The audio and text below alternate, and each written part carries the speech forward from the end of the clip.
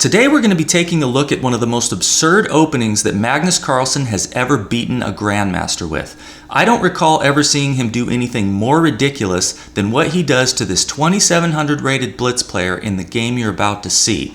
Carlsen plays a brand new opening with the white pieces that is so bizarre and so egregiously bad that after only 4 moves in this position, he's already totally losing, with the engine giving a 2-pawn advantage to black. However, less than 10 moves later, Magnus Carlsen completely turns the tables, and it's his baffled opponent who finds himself in a hopelessly lost position, and probably questioning everything he thought he knew about the opening in chess. So let's get right into this crazy and bizarre encounter. Carlsen is playing white in this Titled Tuesday game from March of this year, and opens with the worst move possible, G4, which is at the very bottom of Stockfish's list of opening moves for white. And this opening does have a name. It's called the Grob opening, named after this guy, so nothing new yet, but don't worry, because Carlsen ain't planning to play no mainline Grob. His opponent, a 28-year-old Polish grandmaster by the name of Grzegorz Nasuta, responds sensibly and centrally with the move D5. It's the most popular move, opening the light squared bishop's diagonal with an attack on that undefended g-pawn.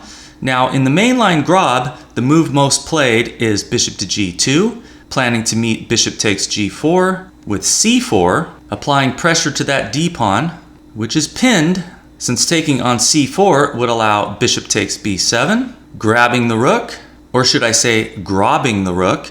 g5 is the second most popular move, h3 is third, but Carlsen goes for the 12th most popular move, played by only 1 out of 200 online players who reach this position, and that move is e4, offering black the e-pawn, which looks bat-crap crazy, I know, but there is some logic to it. It does give the g-pawn some protection by the queen, though you could have just done that by playing e3, which is the engine's top choice, so e4 is not a good move.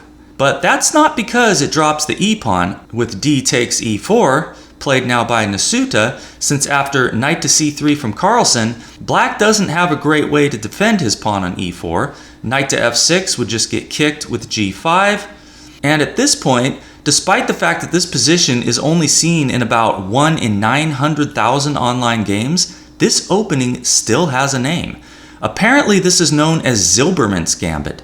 So to any of you Grob enthusiasts who might be watching and feeling the urge to comment about how this is known territory and that Magnus Carlsen didn't invent anything, just wait. He didn't stay in the mainline Grob, and he's not about to stick to the main trail of Zilberman's Gambit either. e5 now from Nasuta is among the best moves in the position for black, after which white will typically take on e4 or play bishop to g2 first, but Carlsen, just on the off chance that Nasuta is a Zilberman's Gambit specialist, feels the need to push the envelope of this opening insanity even further with a move seen in less than 1% of all games that reach this position, h4. And we are really getting off the beaten path now. After playing 4 moves, Carlsen has achieved a position seen in only 1 out of 19 million online games. That's only 285 total games in the entire 5.5 billion game database on Lichess. And that number drops to only 11 games after Carlsen's next move. And who knows how many of those 11 games were played after this one, being inspired by it, or even as the result of some mouse slip. You can't rule that out when looking at these off-the-wall openings. So I'm going to go ahead and call this a new opening variation in the Grob. We could just call it Carlsen's variation, but if you can think of something more clever, definitely let me know in the comments. Anyway, there is a price to pay for this level of originality. h4 is a terrible move. The engine hates it and says black is now over 2 pawns better. There's just nothing about this position that justifies the launching of a kingside pawn storm by white, as opposed to just developing the pieces. If that's even what Carlsen is trying to do, again, it's better to play knight takes e4 or bishop to g2. Nasuta continues to play flawlessly with knight to c6. Just simple development will do the job. Carlsen plays bishop to g2, at which point Nasuta begins to go awry with the move h5. Again, development is where it's at. He should just play knight to f6, hitting g4 twice, and if g5, trying to kick the knight, black can throw in bishop to g4. hitting the white queen. If that's blocked with f3, then black can trade on that square. If knight takes f3, then knight to h5 is going to be a good move. If instead bishop takes f3, there's bishop takes f3, followed by the intrusive knight to g4, which can be supported by queen to d7, preparing to castle queenside, after which white is definitely not going to want to castle kingside, but will need to make 3 moves before he can castle queenside. That's not good. In the meantime, black can play bishop to c5, targeting f2. The engine is giving f5 as being very strong as well. So apparently, that's how you refute Carlsen's variation of the Grob. But in the game, Nasuta, instead of playing the strongest move knight to f6, went with the suboptimal h5, allowing Carlsen to grab a pawn with g takes h5. So what's the thinking here? Well, by getting that pawn off of g4, Nasuta is able to establish a nice central pawn cluster with f5, defending e4, when there's no g takes f5, followed by a capture on e4. So this looks nice, still favors black, but it quite possibly throws away the win, since it does nothing for piece development or castling, which is what black should really be focusing on. Nasuta either overvalued this central pawn mass or underestimated his attacking prospects with simple developing moves. Here the engine was giving knight to h6 instead of f5, but Carlsen does need to be very precise if he wants to get himself back in the game, which of course he does because that's his MO in these kinds of games. Play like an absolute moron for 4 or 5 moves and then play like a god for the rest of the game, or at least for enough of it to get the job done. So here, with engine mode fully activated, Carlsen plays d3. It's the best move, striking at those central pawns while activating his dark squared bishop. And again, Nasuta should go with piece development with bishop to e7, with pressure on h4. And if Carlsen captures on e4, you can trade queens and then play f4, leaving that pawn on e4 to block the diagonal of the light squared bishop. Then rook takes h5 is on the cards. Maybe not winning for black, but much stronger than the move played in the game, e takes d3, trying to damage white's pawn structure here, but Carlsen now has the intermezzo, bishop to g5, attacking the black queen. And if you're wondering about d takes c2 with the counterattack on the white queen, well, this would equalize the game if not for the capture on c6 with check, which if recaptured would allow queen takes d8 with check, winning the black queen. So Nasuta blocks the bishop with bishop to e7. Knight to f6 appears to be a bit better, preserving some more active options for the dark squared bishop, like going to b4. But after c takes d3 from Carlsen, Nasuta gets a little too materialistic and decides it's a good idea to cash in with a pawn grab on g5, where he captures. But a much better pawn to go for would be the one on d3, with knight to b4. And white doesn't have any good way to add defense. Knight to b4 would also get out of the way of the move played next by Carlsen after Nasuta's bishop takes g5, which is bishop takes c6 check, inflicting upon black just about the worst queenside pawn structure imaginable after b takes c6. After which castling on that side of the board will not offer black quite the same amenities as before. So after h takes g5 and queen takes g5, we reach a good moment to stop and assess. Nasuta is up a pawn, but he's got no ideal place to castle since his queenside pawn structure is shattered and his kingside is looking a bit shaky as well. Carlsen's queenside structure is much more intact, but both sides have their share of weak pawns. The e and f pawn duo may offer some attacking potential to black, so those are some general observations, but as usual, the devil is really in the details, and the fact that Carlsen can now get his knight developed to f3 with tempo on the black queen seems to be enough to tip the balance slightly in his favor. Nasuta drops the queen back to e7, defending e5, but here comes queen to a4, targeting those terribly weak queenside pawns, attacking and pinning the undefended c-pawn. Carlsen has a significant lead in development. He's got 3 pieces out compared to black's 1. He's ready to castle queenside. So things are getting a bit dicey for black, but Nasuta will be just fine if he plays the correct move. Pause the video and take a look if you'd like. Try to work out what that is, but here it comes. The only decent move for black in the position, not played by Nasuta, is bishop to b7, defending c6 while preparing to castle long if white does the same, when in this position, it's not going to be good for white to capture on a7, since this runs into c5. Attacking the knight on f3, eyeing that rook on h1, which is why rook h to e1 instead of queen takes a7 was the correct way for white to maintain a bit of an advantage.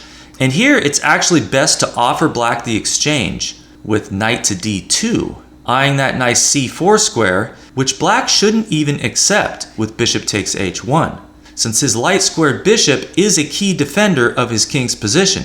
The engine's giving rook to h6 instead, threatening to trap the white queen, which is also the best move for black and a winning one if white instead tries to defend the f3 knight with rook to h3. Since after rook to h6, white's got to get the queen to safety with something like queen to a4, but then knight to f6 comes with an attack on h5, threatening knight to g4 and a fork.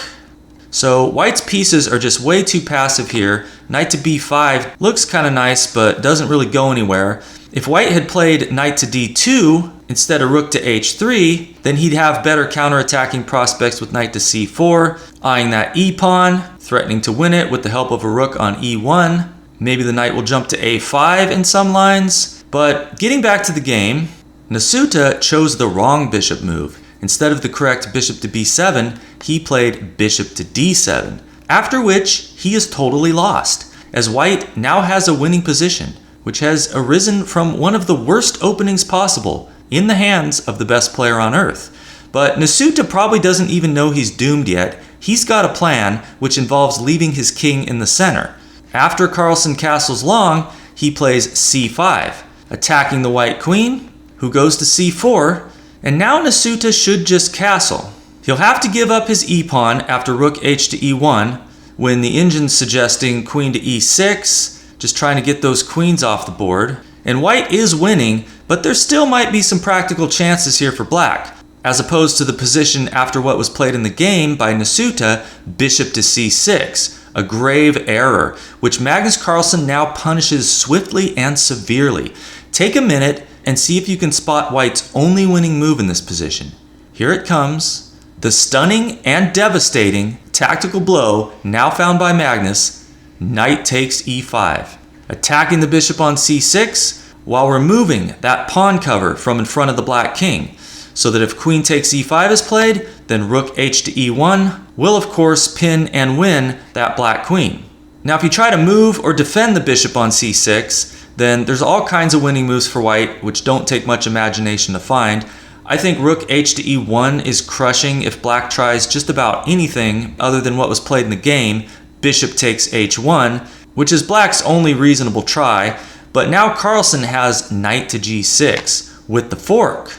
The black queen is hit, so she's got to move. If black tries something like queen to f6 or to d6, then I think the simplest for white is just rook takes h1, when white is threatening to grab the rook on h8 for free. It can't be defended, and of course if it moves, then the g8 knight is captured with check, picking up the rook on a8 as well. Of course there's all kinds of other winning moves too. In the game, Nasuta tries queen to g5 check, which looks like it might be best, since after f4 by Carlsen, defended by the knight, and again attacking the queen, Nasuta has queen takes h5, defending the bishop, defending the rook. So now if knight takes h8 is played, the queen can recapture, and black is up a piece, which white will be compensated for by the still precarious placement of the black king in the center, but according to the engine, the position is a draw. But Carlsen has something much better than taking on h8, and that is queen to e6 check.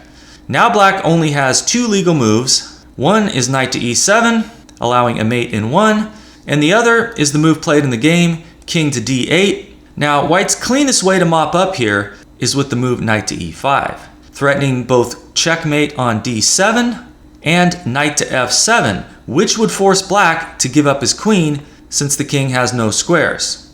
And black cannot defend against both of these threats. But in the game, Carlsen played d4, threatening to take on c5 with a discovered check, which would also force black to part with his queen, with queen takes d1 if he doesn't want to be mated on the next move. So Nasuta answers that threat with c4.